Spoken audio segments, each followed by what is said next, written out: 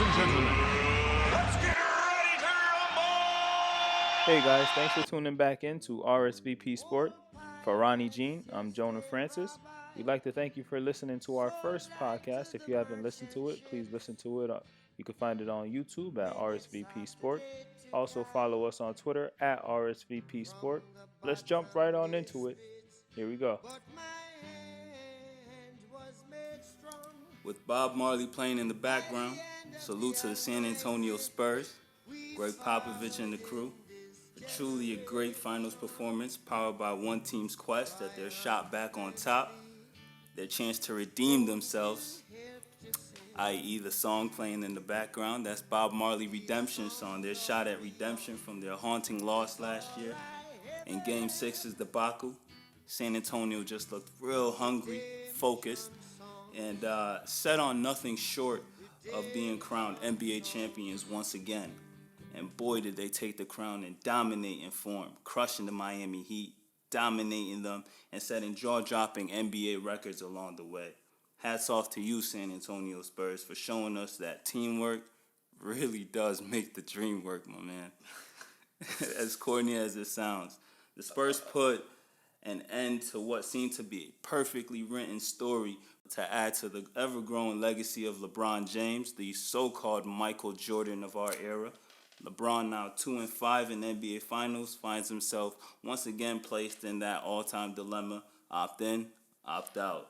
Cleveland, Miami. He ain't leaving. He got nowhere to go. Where to this time, LeBron? Nah, he ain't leaving. He can't do that. Ronnie, what the hell happened, man? I'm confused, bro. I'm confused. Well, the Spurs wanted it. If you really look back, it started Game Game 3? 4 of OKC series. Oh? When they came back, noticed that 2 games, OKC won 2 games. It was like, there goes our shot at the finals. Mm-hmm. Ever since then, they've been on it. Put their foot on the gas. Right. And as soon as they knew they had Miami, they came for it. It's crazy. Look, they knew all along they were going to have Miami. They've been playing this certain way all year. Just because they got into the finals, they didn't change what got them into the finals. None of their players played over 30 minutes. Not one of them. In the finals, they didn't have to. It was blowouts, my man. The game was over early. I'm still lost, though, Ronnie. No one can say they saw this coming, bro. No one. Not one single person. Definitely not me. I thought LeBron and Wade would pull it out. I thought they would make it a lot tougher, but I don't know. I think it... Bro, Spurs shot 52.8% for the series. Miami shot 50%. I mean, that's cool. Miami shot... Wade was just... That's cool. Wade wasn't Wade. But peep the difference in this. The Spurs assisted on 2/3 of their baskets. Right. Miami had more turnovers than assists for the whole series.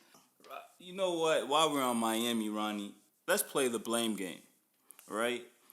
Let's divvy up 100% on the blame for these 4 players. We got Wade, we got Bosh, LeBron, and Coach Spo. Who you giving what percentage to and why? You got to start off with Wade. Wow. I think he get 40%.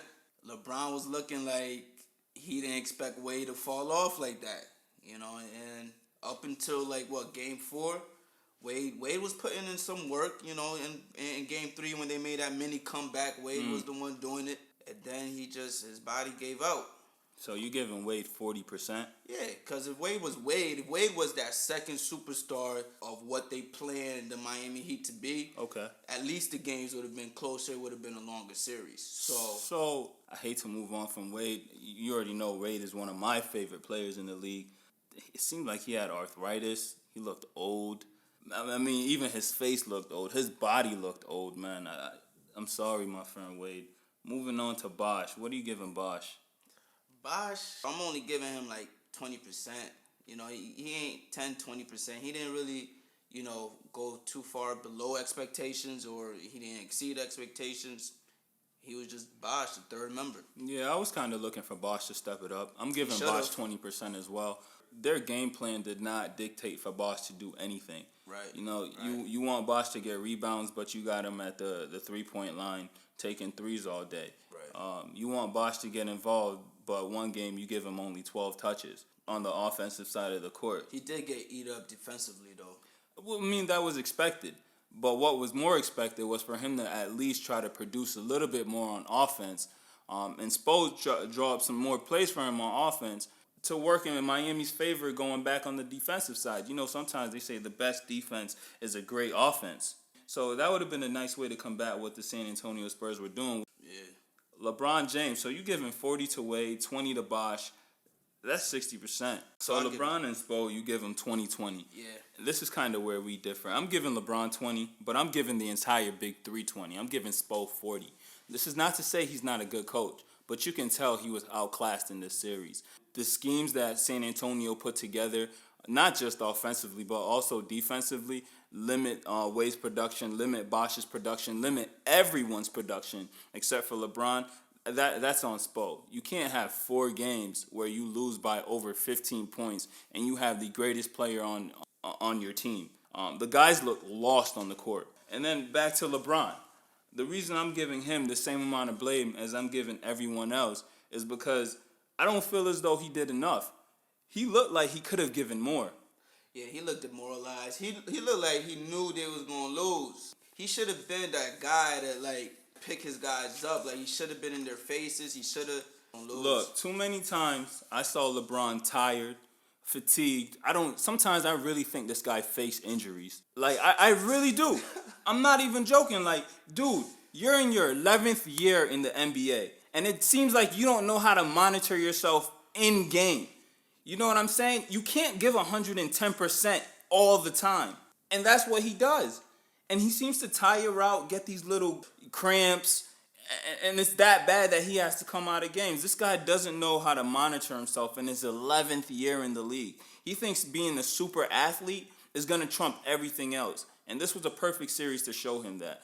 And the other reason why I'm giving him the same amount of blame as the other big three, Ronnie, the real reason is because I don't forget about what he did in the Mavericks series when Wade was the one in this position that LeBron was in.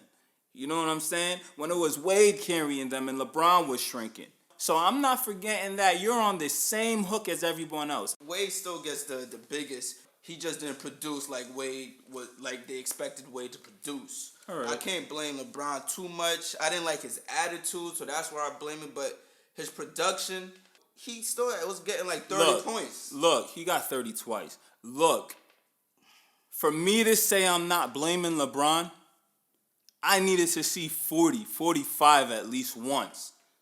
I didn't see any of that. Yeah. But that's why he gets the 20%.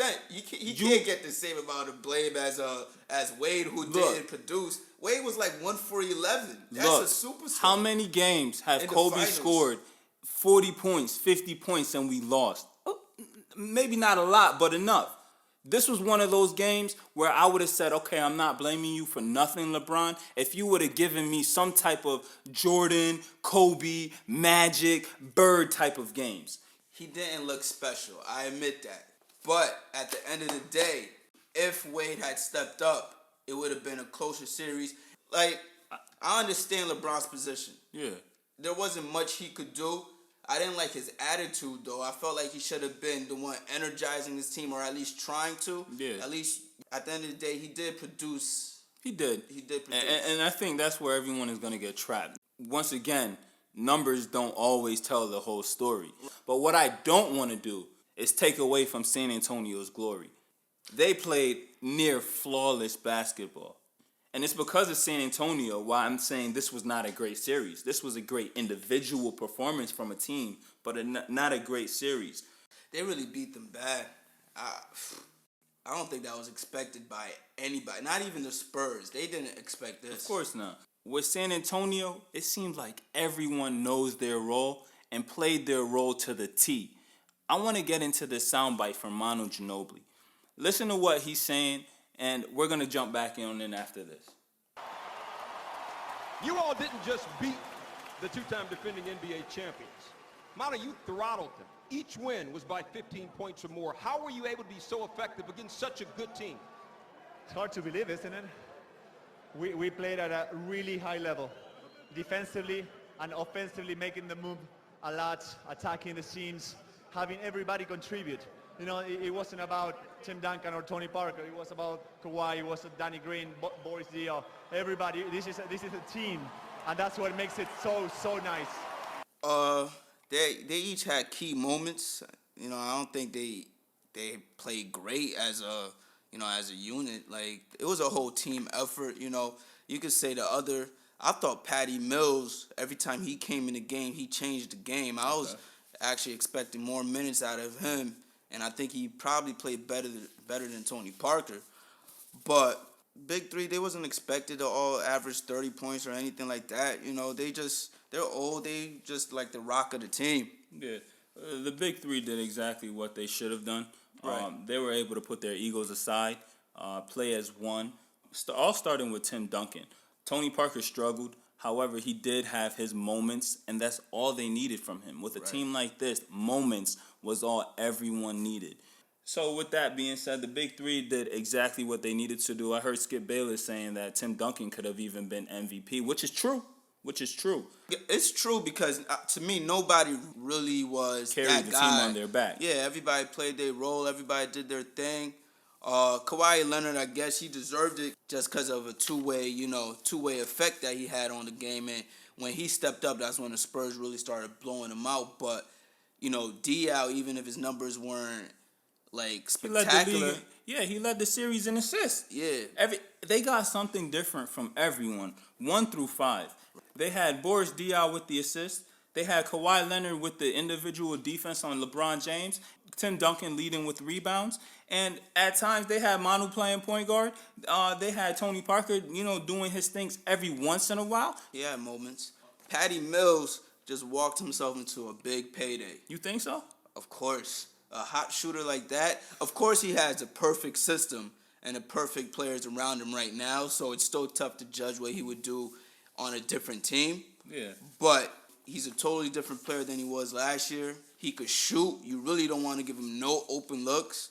Absolutely none. He's a catalyst for, like, all of their big runs. He played a major role in them. But more than anything, man, hats off to the San Antonio organization. This is truly an international team with international superstars where everyone did something else. The whole team thing, I got to speak on this. The Go whole ahead. team thing, the media's blowing it too much out of proportion. You think so? Yeah, like, when doesn't the best team win the championship? Miami played team basketball last year. That's why they won. Mm-hmm. You know, everybody played their role. So every year, teams play their role. Their players play their role. Role players step up. You're not winning a championship without role players. Yeah. Most teams do have a superstar, which Of course. San Antonio didn't have this time around. But that doesn't mean all the other championships in the past were won just by superstars. No, teams always win the championship. Hats off to the San Antonio organization. They brought in the players. They had the coach.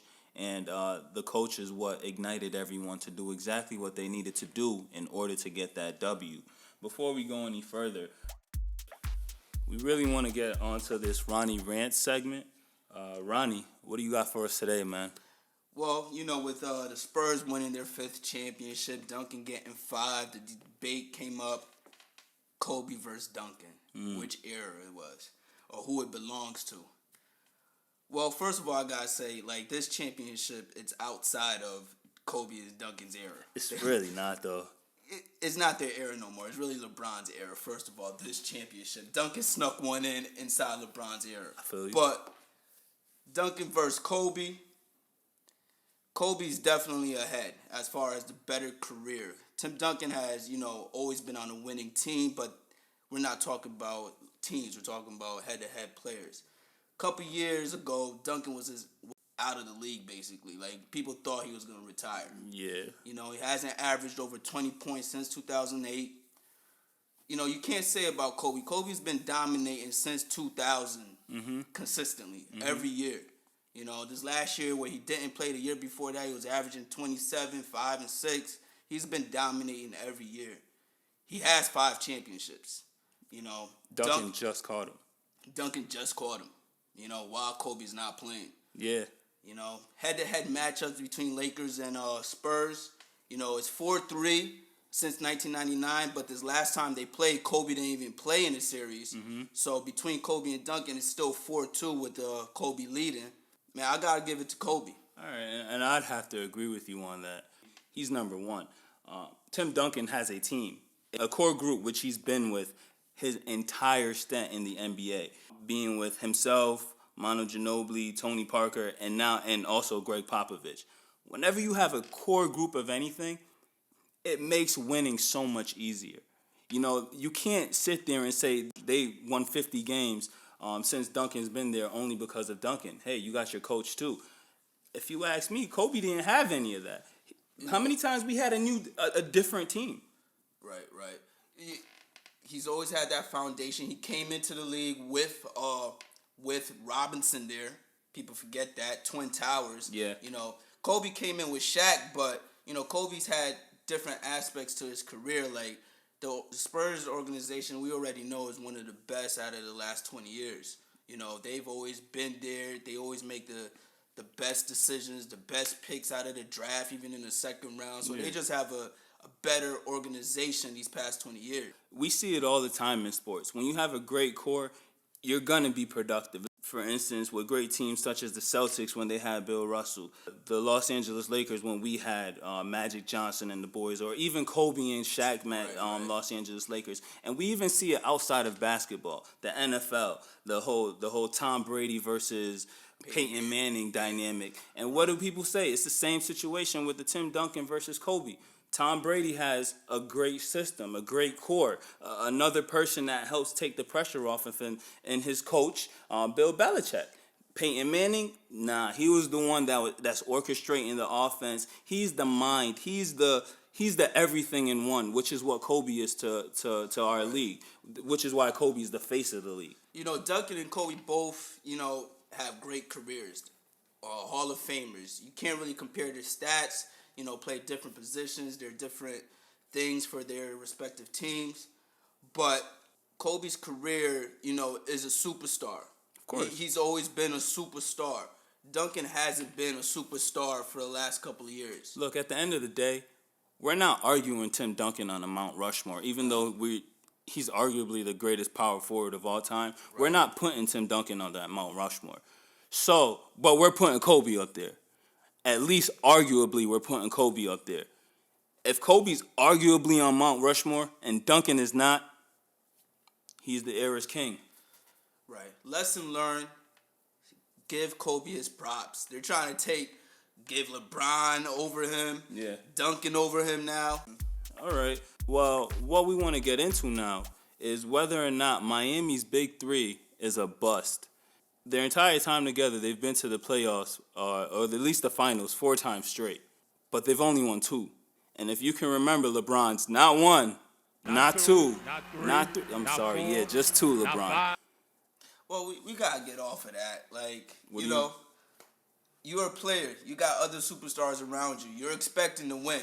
You know, you can't be mad at him for wanting to win that much. So the media need to stop with that. Point blank period, it's not a bust. They won 2 championships. They've been to the finals 4 straight times. A championship is not guaranteed. Playoffs are not guaranteed. Finals appearances is not guaranteed. You got to work for that every year. And at least for the past 4 years, they've been at least the second best team in the NBA. All right. You know, we had Shaq and Kobe together. Right. And we are 3 or 4. And arguably, we should have been 4 or 4. Right. The reason I say Miami's a bust, and I know that's strong words coming from me, but the reason that they're a bust is because I'm expecting you to be over 500. It's not acceptable to have the best player in the league and one of the top 5 players in the league and one of the top 15 players in the league all on the same team. Best 3-point shooter in the league. and you walk away with only 2 finals, with only 2 trophies. It's not good enough, Ronnie. If Kobe did that, they would be ready to crucify him. And they're crucifying LeBron. they crucifying him. You think so? I feel the as though reason they're not everyone else crucifying him this year is because Wade definitely dropped off. Like, it's clear what everybody expected out of Wade, he did not produce. So, if you taking away your feelings and what you think about LeBron and all the media hype, if you really look at it, he did what you expected him to do, what a good player would do, what the best player in the NBA would do. He produces numbers, even though they weren't as impactful as you would hope. Mm-hmm. But the reason they weren't as impactful is because nobody else on his team stepped up. All right, you're talking about one of their 4 finals appearances. Let's start from the beginning. The Dallas series. LeBron didn't show up at all. Right? So that was a bust. Then we move on to their series against OKC. It was OKC. Of course, you should have taken care of business. You had the best player, and at the time, you had the top 5 best player in the league as well with Wade. We can't say that, though. What do you mean? OKC made the finals. What do you mean? Ronnie, they were a young team. You had OKC's best player against Miami's best player. And we all know LeBron is a better player than Kevin Durant. Right, but you can't fault the Miami Heat for having the better team. They did what they were supposed to do that year. Exactly. And now we go to the next year where they face the San Antonio Spurs and won by accident. And now they come back again, face the same team that they beat and lose in embarrassing fashion. Absolutely embarrassing. So what that tells me is if San Antonio took care of business last year, Miami would be walking away 1 of 4. We can't say that. The reason we can't say that is because if Miami took care of business 2011, then they would have had 1 championship. So San Antonio not taking care of business last year, we got to forget about that. They lost. Miami lost 2011, even though they technically had a better team or should have won. They lost. San Antonio last year lost. 204 is 500, but it's a finals appearance. Making it to the finals is an accomplishment. So what are you saying? If you had to rate them, they did as expected, they underachieved, they overachieved. Where are you putting them? They achieved. Are you serious? Not overachieved, not underachieved, not as expected. They achieved. Let's go back to the summer 2010 free agency when LeBron said, "I'm taking my talents to South Beach." What was your first reaction? Nothing but championships. No, if you know the NBA, you know every year is different. Every year is different. We don't know that you're going to win a championship just because you have the best player. It's never been like that. Just like they're saying the team wins the championship, San Antonio played as a team. Like, Ronnie. I learned back in the day, 2004, when the Lakers had Karl Malone, Gary Payton, Shaq, and Kobe, and they lost 4-1 in the finals, same way Miami did. Names don't win championships. So, to me, they achieved. But if you want to go back to that Lakers, when we lost to the Detroit Pistons, did we not underachieve in that series? We should have won that series. Yeah, but... Exactly. So the same concept applies here with this Big 3 assembly. So how is this acceptable now? Because this is a championship. These are championships. The most overblown statistic that I hear every day is Michael Jordan going 6 for 6 in the finals. So what? He played 15 years in the league. He won 6 times. That is not above 500. That is not a good statistics if you want to look at it that way. That's something I've actually been meaning to discuss for a long time now. If someone comes along and gets Michael Jordan's numbers, so let's say Kobe wins the championship next year, and now he's 6 of 8. I know for a fact people is going to say, oh, he wasn't perfect in the finals. That's what I'm saying. Making it to the finals is an accomplishment. Yes, you give your team another shot. You put your team in a better place to possibly win. Yeah. And being an organization, being a fan, is that not all you can ask for your team? Okay. Making it to the finals is an accomplishment that you have to give your hat off. The only thing I can see people arguing about is the weak Eastern Conference. All right, so once again, just to get this solidified, you're saying they did as expected. You're saying that when LeBron James decided to go with Dwayne Wade and Chris Bosh to Miami, you expected them to go 2 for 2 in finals appearances. I expected them to win championships, and You that's expect, what they did. if I was going to say they're going to make it 4 years straight, regardless of knowing who they faced, they have LeBron, Dwayne Wade, and Chris Bosh. Your expectations was that they're gonna walk away 2 for 2, or 2 and 2. No, exactly what I'm saying. My expectations is when they put that team together, I'm like they're going to compete for championships, and I expect them to win championships. Did I expect LeBron to win 7 championships in a row? No. If anybody could say they expected that, then they don't know the NBA. Quick question before we get out of here. LeBron's legacy, how's it looking now? 2 for 5 in NBA Finals. He's still the best player in the league. His legacy is hard to tell because, he's still in his prime. He's still got, another 7 years? Depends on how long he wants to last. And very last question. Do LeBron and Melo get together this offseason? This offseason? No. Yes or no question. We're going to leave it right there. All right, all. Thanks for joining this week. Don't forget to subscribe and RSVP for next week's show. For Rony Jean, I'm Jonah Francis. Follow us on Twitter at RSVP Sports. RSVP Sports, what we say today matters tomorrow.